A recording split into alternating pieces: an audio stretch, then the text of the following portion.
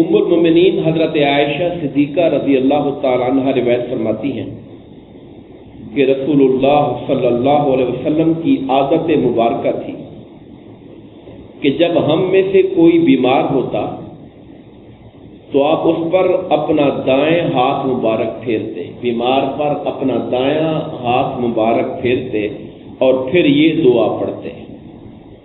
عربی کے الفاظ پڑھتا ہوں۔ اذهب الباس رب الناس واشف انت الشافی لا شفاء الا شفاؤک شفاء لا یغادر سقما۔ معنی اس کا یہ ہے، اے بندوں کے رب، یہ تکلیف دور فرما دے اور شفا و تندرستی عطا فرما کہ تو ہی شفا عطا فرمانے والا ہے۔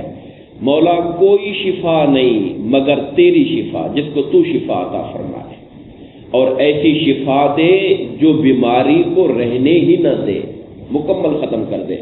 یہ دعا آقا انعامدار فرمایا۔ ایک دعا میں نے کل بتائی تھی، وہ مختصر جملہ تھا، لا باسا طہور انشاءاللہ، اور یہ الفاظ جو ہم نے آج پڑھے ہیں، اذهب الباس رب الناس واشف انت الشافی لا شفاء الا شفاؤک شفاء لا یغادر سقما۔